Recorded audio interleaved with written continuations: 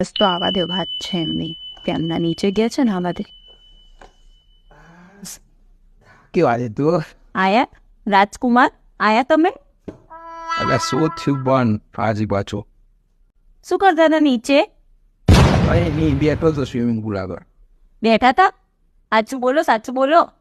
મેં જોયા છે તમે શું કરતા હતા નીચે. શું કરતો તો? બેઠો તો.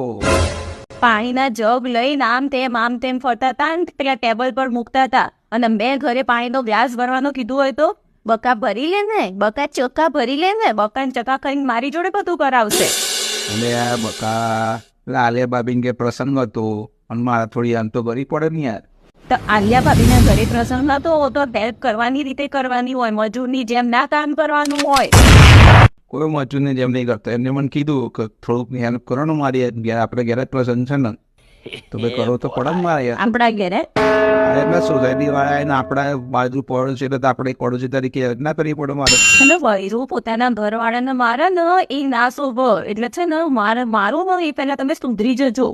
આપણા ઘરે પ્રસંગ છે વળી. જયારે આપણા ઘરે પ્રસંગ હોય ત્યારે તો કશું કરતા નથી.